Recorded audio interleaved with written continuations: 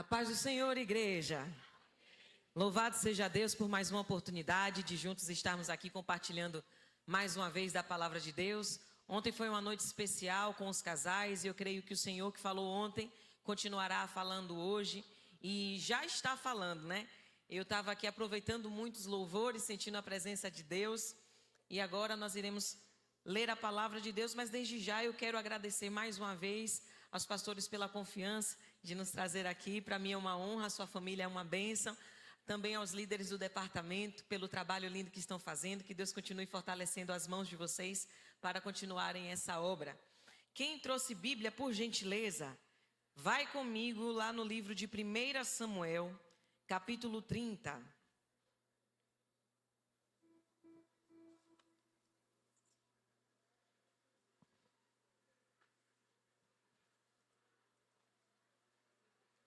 1 Samuel, capítulo 30, nós iremos ler dos versículos 17 ao 20.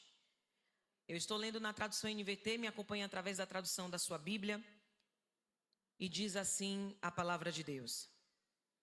Davi e seus homens massacraram os amalequitas, atacando-os durante toda a noite e todo o dia seguinte, até o entardecer. Nenhum deles escapou, exceto 400 rapazes que fugiram montados em camelos. Davi recuperou tudo que os amalequitas haviam tomado e resgatou as suas esposas. Não faltava coisa alguma, nem pequena, nem grande, nem filho, nem filha, nem qualquer outra coisa que havia sido tomada. Davi trouxe tudo de volta. Também recuperou os rebanhos e os companheiros levaram à frente dos outros animais. Estes despojos pertencem a Davi, disseram. Glória a Deus por essa palavra. Eu particularmente tenho lido e escrevo também sobre Davi, porque ele é uma figura bíblica que é uma representação sobre sucessões de vitórias na guerra.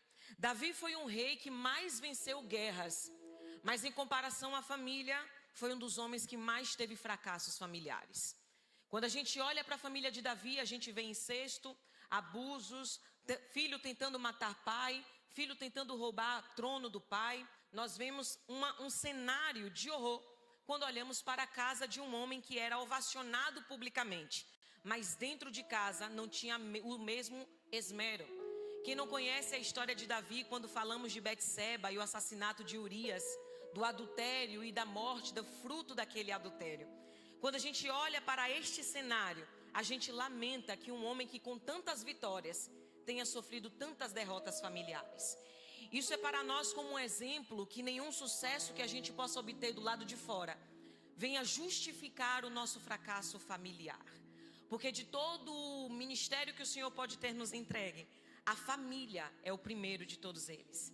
E quando nós compreendemos que o Senhor espera que a gente priorize isso, porque também da maneira que cuidamos da nossa família honra ou não ao Senhor, a gente consegue compreender que não haverá justificativa para Deus a respeito da nossa negligência.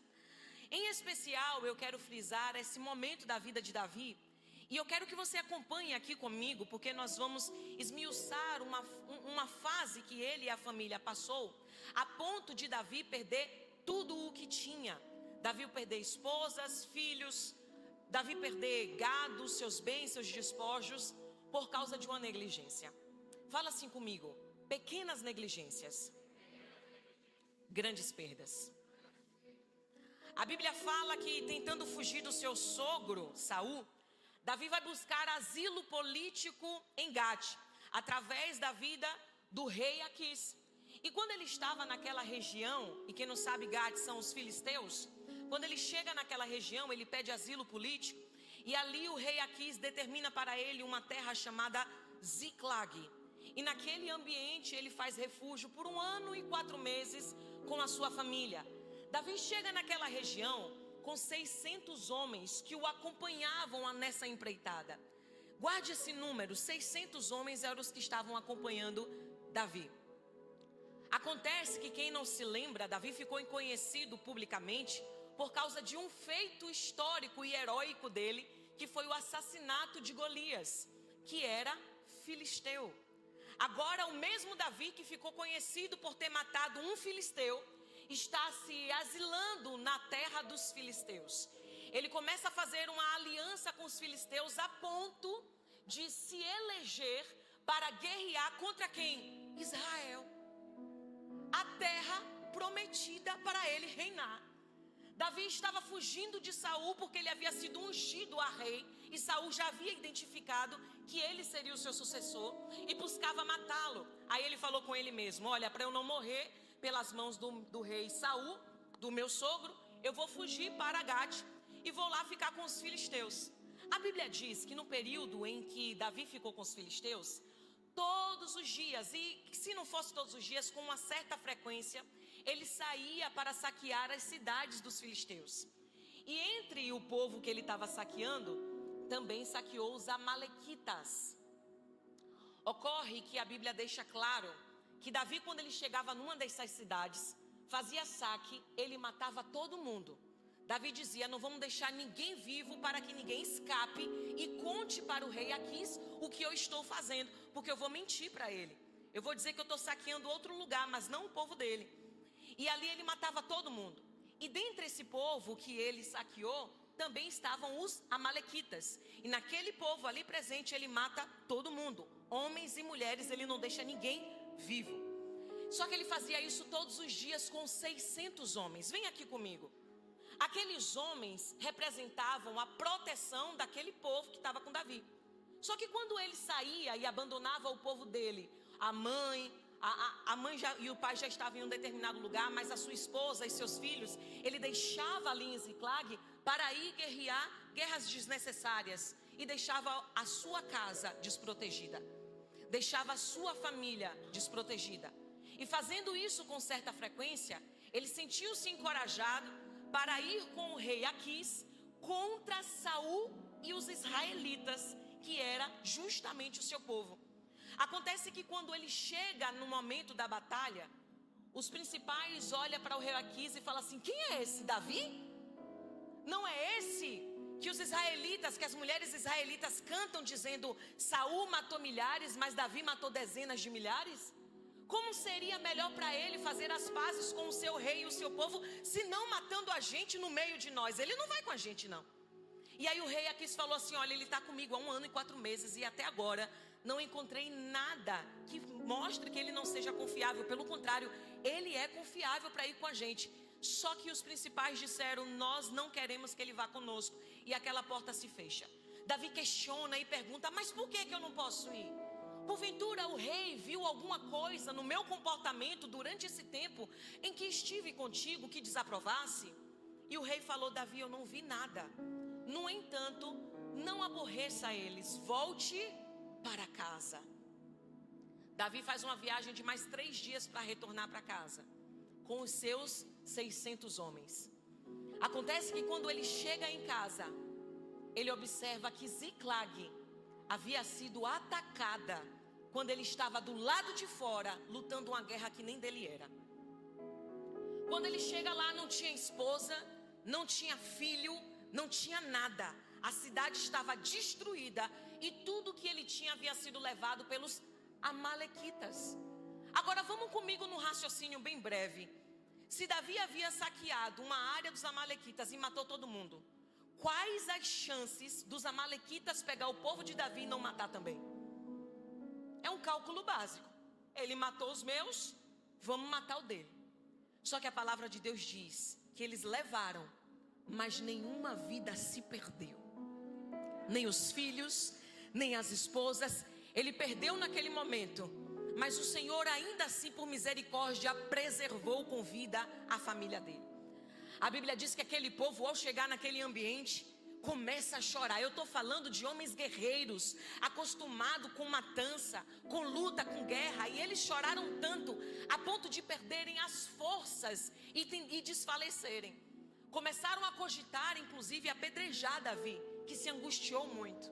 Só que a Bíblia diz que Davi se esforça no Senhor. E aí ele vai buscar aquele que pode resolver o seu problema. E ele faz 2 perguntas: Senhor, eu devo ir atrás dos amalequitas? E se eu for, eu irei alcançá-lo e vencê-los? Aí o Senhor responde 3 coisas. Primeiro, deve. Segundo, vai alcançá-los. E terceiro, certamente resgatará tudo o que levou. Só que antes da gente chegar nessa fase que carrega o título dessa mensagem, que se chama O Preço da Restauração, nós precisamos lembrar das falhas, das pequenas negligências que Davi cometeu ao longo dos dias e dos meses. A começar pela ausência em casa. Nós precisamos compreender que a nossa casa, ela é além do nosso ministério, a nossa responsabilidade. A palavra de Deus diz: se alguém não cuida dos seus, em especial dos de dentro da sua casa, negou a fé e é pior do que um descrente. E essa palavra é para nós. Jesus não está falando para ímpio, Ele está falando para crente. Ele está dizendo: se você não é capaz de cuidar da sua família, você não é capaz de cuidar mais nada.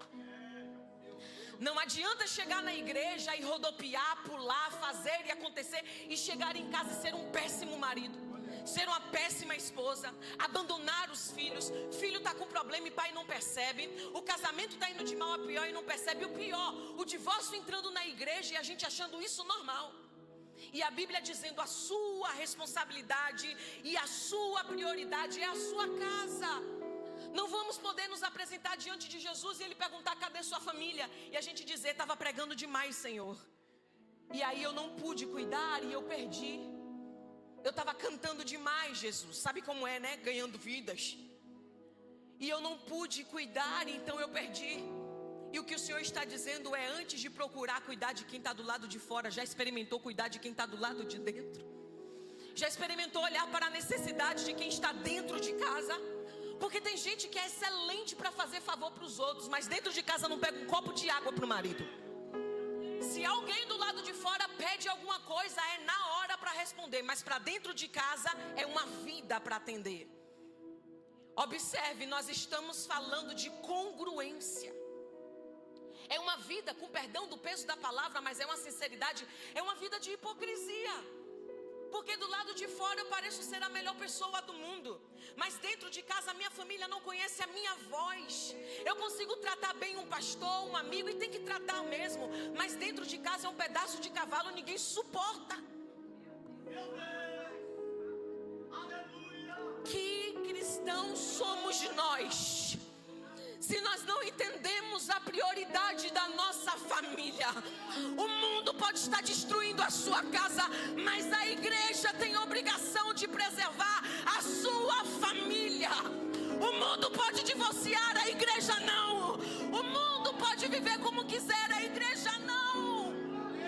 A igreja não pode parecer com o mundo. A igreja não pode imitar o mundo, porque está todo mundo fazendo, eu vou fazer também. A gente não é todo mundo, a gente nem é daqui. Nós não somos todo mundo, nós estamos numa terra de passagem. Davi sai de casa para lutar a guerra de quem nem do povo dele era. E presta atenção, ele faz uma aliança que Deus não mandou fazer. Ele faz uma aliança com os filisteus. Aliança essa que o Senhor não mandou fazer. Ouça isso aqui. Toda aliança que a gente faz, que o Senhor não aprovou, vai gerar grande prejuízo para a nossa vida. A aliança de Davi com os filisteus custou tudo o que ele tinha, por causa de uma guerra que não iria acrescentar nem tirar nada dele. Custou tudo o que Davi tinha. Ele sai de casa com 600 homens, absolutamente todo mundo que era capaz de proteger aquela família, ele tira de dentro de casa. Eu não estou falando só nas questões físicas, mas preste atenção nisso aqui. A Bíblia diz que Davi fazia isso frequentemente. O que significa? Que ele fez uma vez, quando voltou a família estava lá. Fez 2 vezes, quando voltou a família estava lá. Fez uma série de vezes, quando voltou a família estava lá. Mas chegou um dia que ela não estava mais. Não confunda o silêncio de Deus com conivência a comportamentos. Ele está em silêncio, ele não está concordando. Ele está em silêncio, ele não está aprovando. Não é porque não havia Não é porque não havia prejuízo naquele momento que o prejuízo não viria, como veio. O prejuízo veio. A ausência dá prejuízo. A negligência dá prejuízo. São pessoas que estão vivendo como se elas devem servir ao outro desde que o outro não seja meu. Qual o sentido disso? Qual o sentido dessas coisas? Tem uma história que é muito antiga, eu ouço desde criança, vocês certamente já ouviram. De um filho que olha para o pai na igreja e fala assim: pai, vamos morar aqui? Eu quero morar na igreja. E aí o pai olha para o filho: que conversa é essa, menino? Você tem casa? Morar na igreja? Pai, eu quero morar na igreja, porque aqui o Senhor é tão legal, e em casa o Senhor é terrível. Uma história real, antiga, mas muito atual, na casa de muita gente. Eu estou falando pessoalmente, com experiência de quem acompanha muitos casais, principalmente cristãos. Quantas esposas chegaram até mim, Muniz, para dizer: meu marido é um pregador, mas dentro de casa ele deixa faltar as coisas e manda eu me virar. Pessoas que chegam falando assim: olha, Ju, meu marido é pregador, mas onde ele vai, ele tem um caso com alguém. É desse jeito. Eu não estou falando de ímpio, eu estou falando de crente. O nosso temor começa a acabar dentro de casa. A gente esquece que o Senhor está observando a maneira como estamos conduzindo o que Ele nos confiou. A gente esquece que o Senhor está observando tudo o que a gente tem feito com relação à nossa família. E se tem uma premissa que eu levo é o seguinte: se eu quero honrar ao meu Deus, eu começo fazendo isso dentro de casa. Se eu quero louvar ao meu Deus, eu tenho que começar fazendo isso dentro de casa. Eu não posso ser servo de púlpito e não ser servo dentro de casa. Eu não posso ser servo de rua e não ser servo dentro de casa. Um servo de Deus honra a Deus fora, mas honra a Deus principalmente dentro de casa. É o que o Senhor espera de nós. É o que o Senhor, é a expectativa do Senhor ao nosso respeito. Se for formar família, saiba que há um preço a ser pago para isso. De renúncia, de responsabilidade, de serviço. E é a expectativa de Deus a nosso respeito. Só que eu louvo a Deus pela vida de Davi.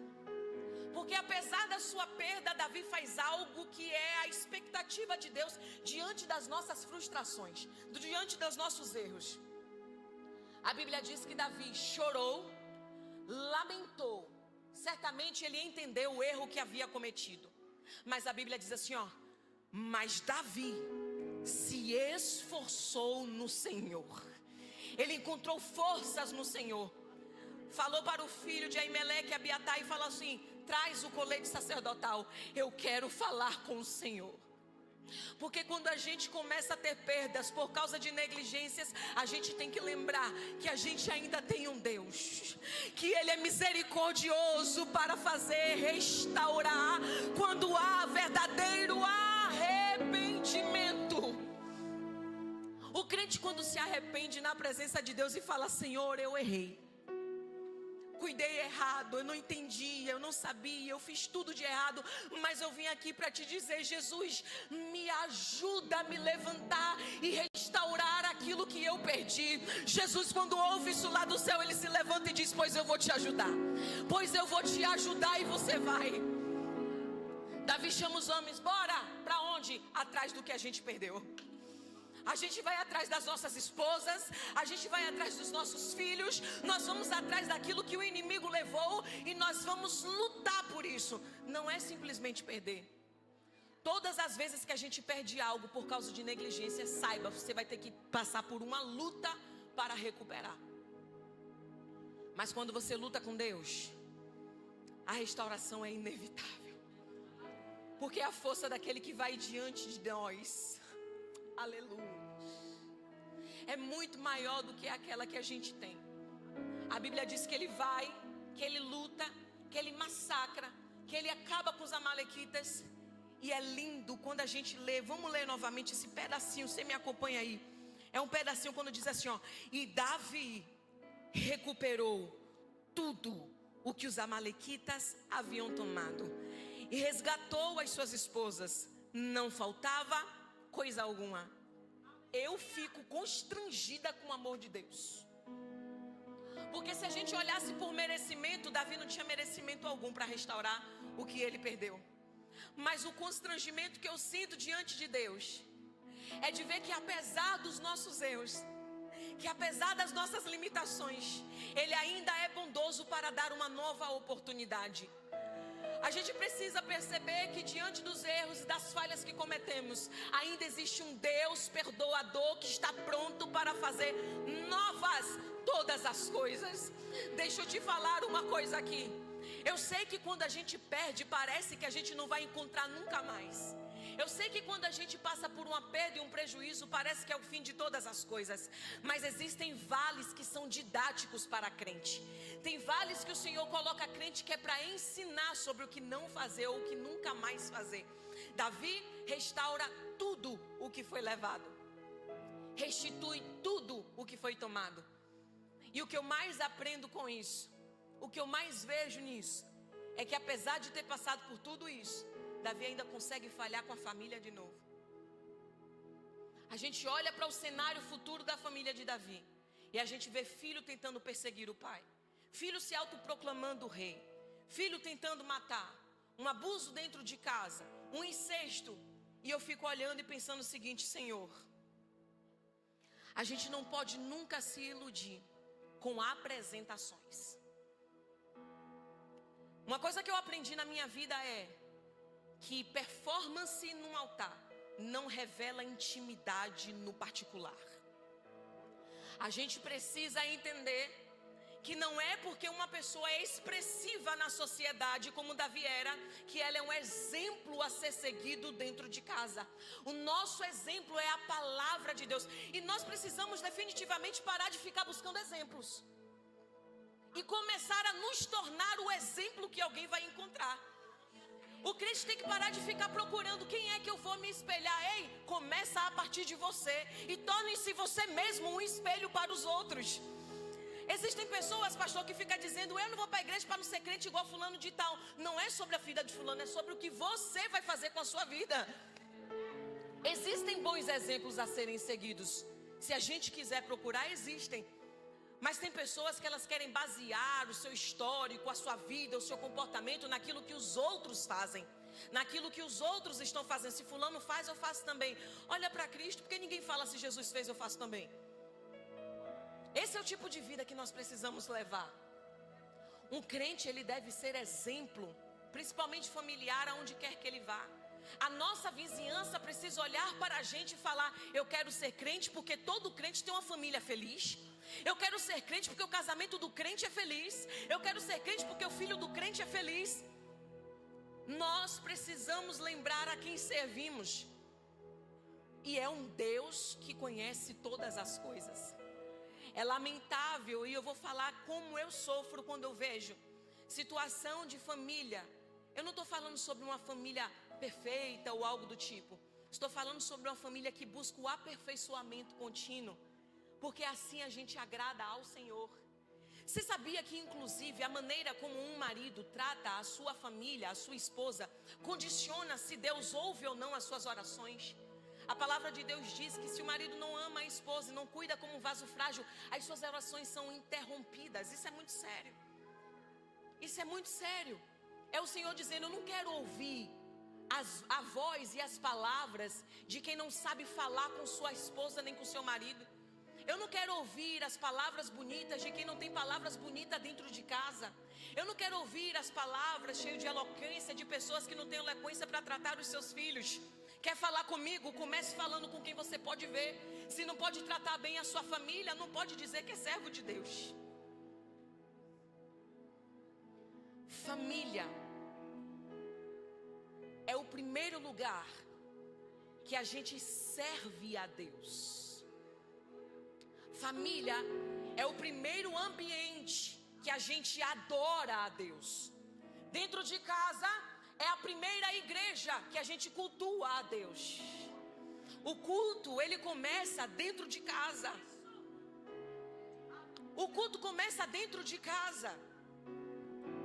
A nossa casa, ela precisa ser um lugar de oração, um lugar de guerra, Nós, enquanto cristãos, precisamos ser referência de que aconteceu um problema, bate na casa do crente que ele ora. É assim que a gente precisa ser conhecido.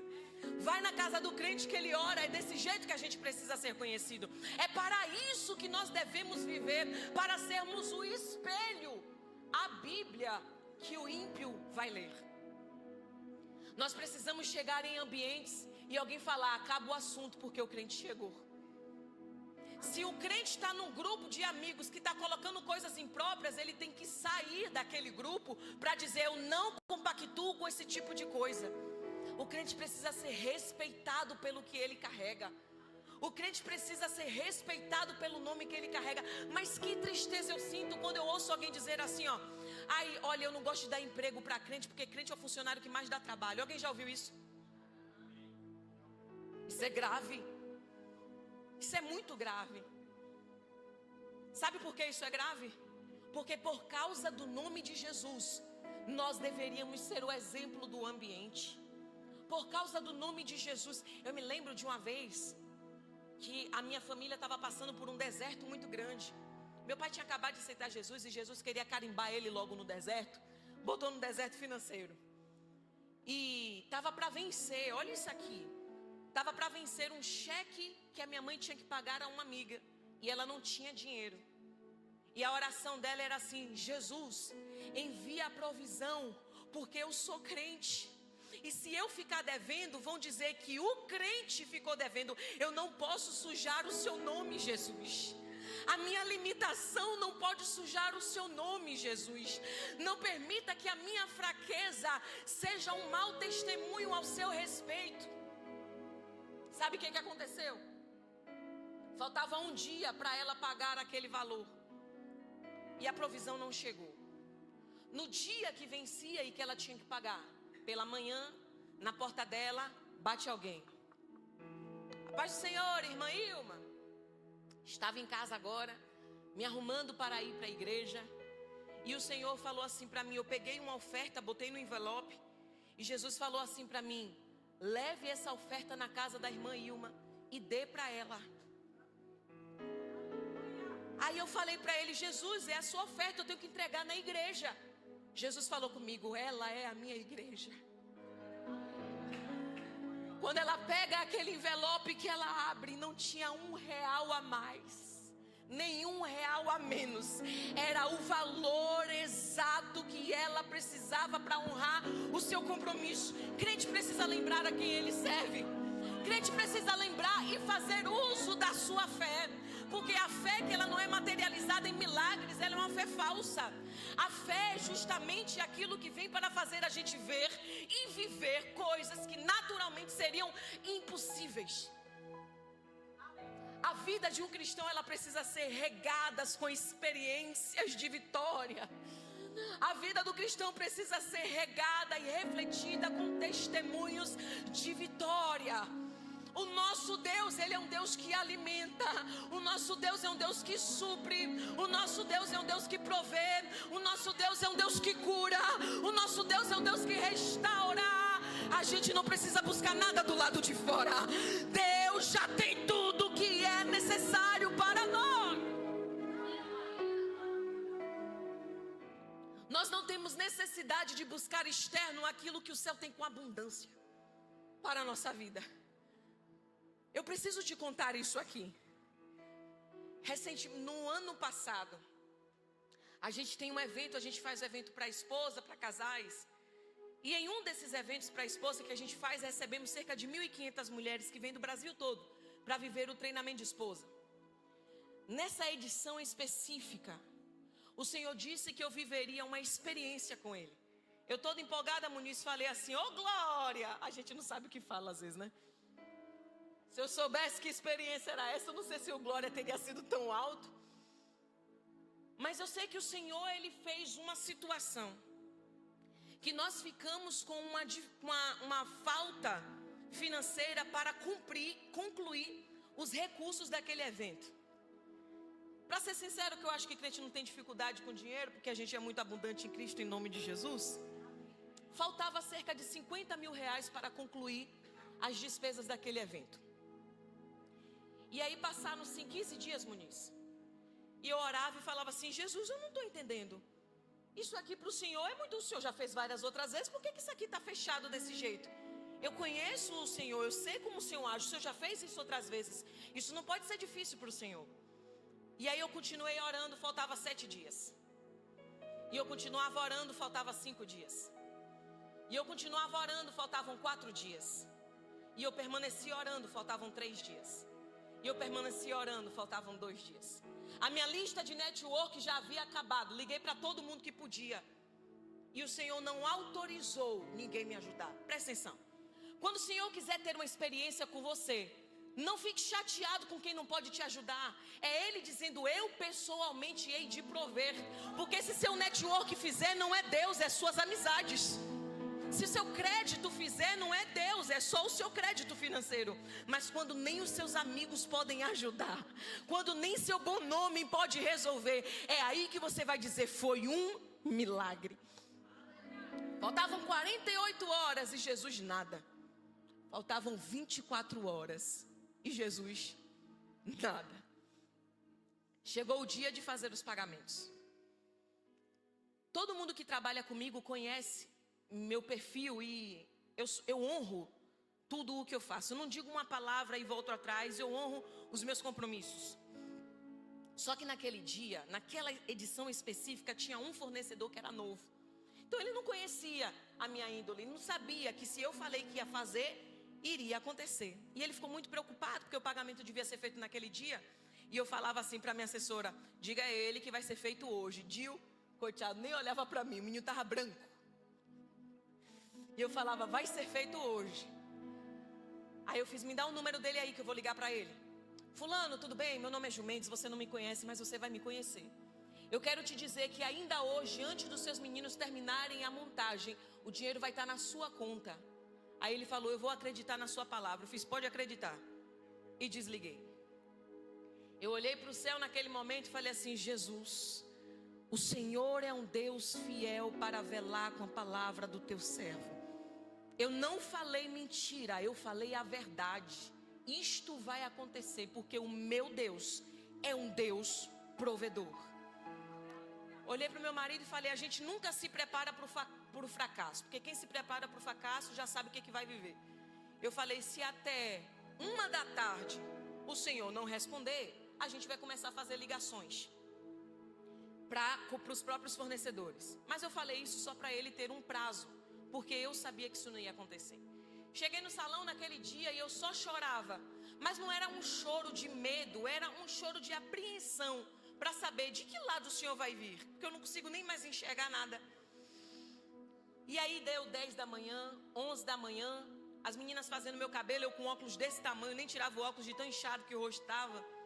E me veio assim no ouvido aquela palavra, uma palavra que dizia: se a provisão já tivesse na sua conta, o que você estaria fazendo agora? Eu pensei e fiz: bem, se a provisão já estivesse na minha conta, eu estaria revendo o conteúdo, repassando a posição do pessoal, olhando a programação, só isso. Eu me antecipo com muita preparação, com muita antecedência, então seria só revisão. Então faça isso. Ali mesmo a menina puxava um cabelo de lado, eu peguei o computador e comecei a fazer, como se já tivesse tudo ok. Eu fechava os meus olhos e dizia assim: Senhor, só não me faça subir num palco, falar de um Deus provedor sem ter recebido a provisão. Não me faça falar de um Deus de milagre sem ter recebido o meu milagre. Não me faça subir naquele lugar desonrando quem trabalhou para aquilo acontecer. Quando deu exatamente meio-dia, eu olhei no relógio, eu fiz: falta 1 hora para começar a avisar para o pessoal, tentar fazer alguma coisa. E aí eu concluí, faltavam 30 minutos. Quando eu fechei o computador, eu olho no relógio de novo, 12:30. O meu celular começa a tocar. Quando meu celular tocou, e olha, eu não falei isso para quase ninguém. Eu tenho uma amiga de oração, que eu liguei para essa amiga e falei: ora comigo, jejua comigo por esta causa. E ela estava orando, e era tudo que eu sabia. Quando aquele celular toca, que eu pego, era ela. E eu falava: oi minha amiga. E ela disse: 30 minutos, passa o número da sua conta, porque o Senhor acabou de mandar a provisão. 30 minutos. Ele é um Deus que não conhece limitação de tempo nem de recursos. O Deus a quem a gente serve é um Deus poderoso, é um Deus que faz todas as coisas. E ainda antes daquele povo terminar a montagem, todos já estavam com seus pagamentos realizados, porque o meu Deus e o seu Deus é um Deus que honra a sua palavra, é um Deus que honra o seu servo. É por isso que a gente não pode medir esforços para fazer a vontade dele. É por isso que a gente não pode medir esforços para obedecer a esse Deus. Vale a pena obedecer a ele. Vale a pena obedecer a ele, porque ele não conhece dificuldade, não conhece impossível. E tudo que ele espera de nós é que a gente o sirva com excelência, com respeito e com honra. Se tem uma coisa que eu aprendi é que Jesus não é meus parceiros para eu estar tratando ele de qualquer jeito. Jesus, ele é o meu Pai e ele é o meu Senhor. Eu não chamo ele de qualquer jeito, não falo com ele de qualquer jeito. Eu preciso compreender quem sou diante de quem ele é. Que ele é muito maior e que ele merece toda a devoção e honra. Nós chegamos num tempo em que as pessoas entram na casa de Deus e nem falam com Deus e dizem que veio adorar ele. Eu entro para mostrar para o pastor que eu vim, mas não faço questão de avisar: Senhor, cheguei. Jesus, eu estou aqui. Eu vim te adorar. Eu vim ouvir a tua palavra. Olha, cheguei. Quem é que entra na casa do anfitrião e não fala com ele? Quem é que chega no ambiente do anfitrião e não cumprimenta ele? Você entende isso aqui? Uma família que honra a Deus, ela ora em casa. Tem gente que está junto com o cônjuge aqui? Que está os dois aqui? Cônjuge, ora junto. Casamento fortalecido, pode ter certeza, aquele casal ora juntos. Meu filho com a dificuldade, vamos pedir a ele aqui e ora juntos. Vamos dormir, vamos orar juntos. E isso ensinando a nossa prole, porque ele diz: eu espero desta união filhos dedicados a mim. E para os nossos filhos ser dedicados ao Senhor, nós precisamos ser dedicados ao Senhor. Tem pessoas que esperam ter filhos santos sem ser santo dentro de casa. Tem pessoas esperando ter filhos que honram a Deus, sem honrar a Deus aos olhos dos filhos. A nossa responsabilidade, a nossa responsabilidade é preparar a próxima geração de adoradores do Senhor. Nós, enquanto pais, somos também missionários. A gente missiona sobre os nossos filhos para preparar a próxima geração de adoradores. E esse é o nosso compromisso com o Senhor, dizendo assim: Jesus, me ajuda a te honrar primeiro dentro de casa. Me ajuda a te honrar primeiro do seio da família. Me ajuda a te honrar primeiro no meu primeiro ministério, que é a minha casa. Quem honra dentro de casa serve muito melhor do lado de fora. Quem faz bem dentro de casa faz muito melhor do lado de fora. E é isso que nós precisamos preocupar em ter: congruência. Ser servo aqui, mas ser servo quando as portas fecham também.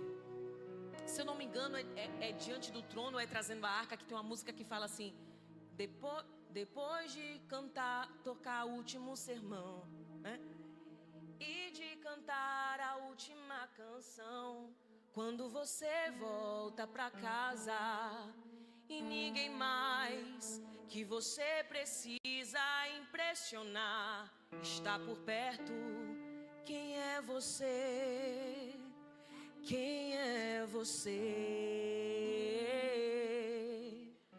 Quando ninguém vê, quem é você?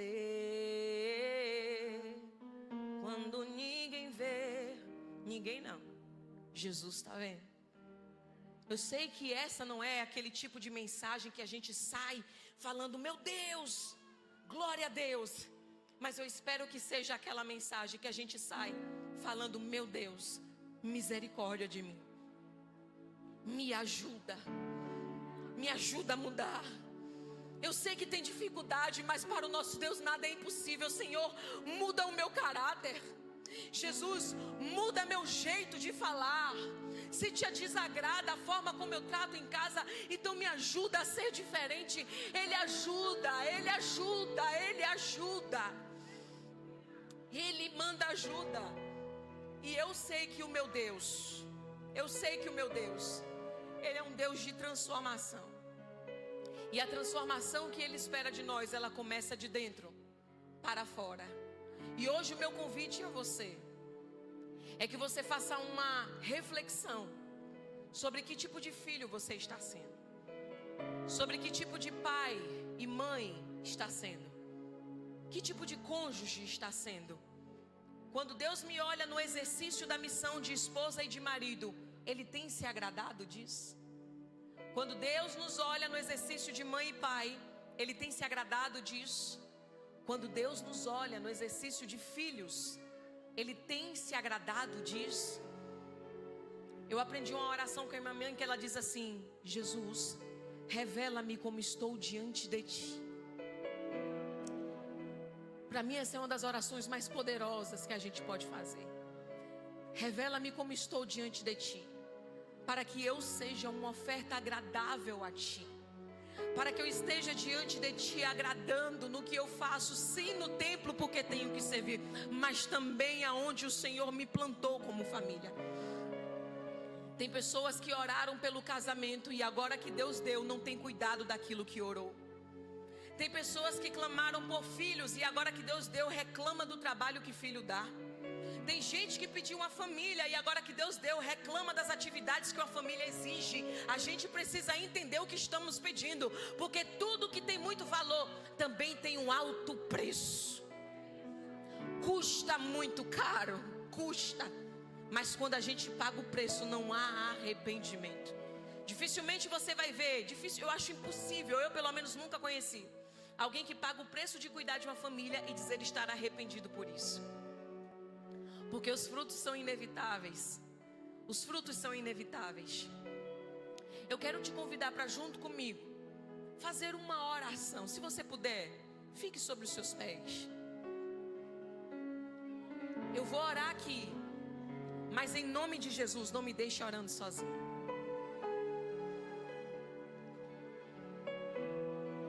Eu quero orar com você pela sua casa. Se você estiver perto do seu familiar, gruda nele aí, gruda nela aí. Segura na mão da sua família. Você vai orar pela sua casa. Você vai interceder pela sua casa agora.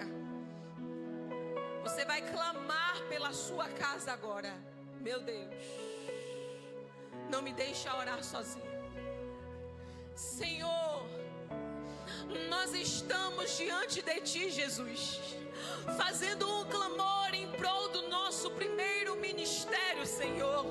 Nós estamos Te pedindo em favor da nossa casa, da nossa família. Dai-nos capacitação, Jesus, para exercer o ministério que o Senhor nos confiou. Dai-nos capacitação para fazer segundo a Sua vontade, para sermos bons instrutores dos nossos filhos, para sermos bons companheiros do nosso cônjuge, para que sejamos bons filhos para os nossos pais. Amado, nós estamos Te pedindo, tem misericórdia de nós, tem misericórdia de nós. Nós não queremos refletir o que o mundo faz. A Tua igreja é diferente, a Tua igreja é diferente. Nós não queremos o resultado do mundo, nós queremos o resultado do céu. Nós não queremos replicar o comportamento do mundo, nós queremos repetir o comportamento de Cristo. Nos ajuda, nos ajuda, Jesus. Nos ajudas a exercer aquilo que o Senhor nos confiou. Ah, Deus, nós compreendemos a nossa missão. Nós compreendemos nessa noite a nossa responsabilidade. Nós não queremos ser ovacionados pela plateia e ser lamentado pelos nossos filhos. Nós queremos, Jesus, ter uma vida vida de congruência e santidade. Deus ouve o clamor da sua igreja. Ouve a oração da sua igreja. Ouve o nosso pedido, Jesus.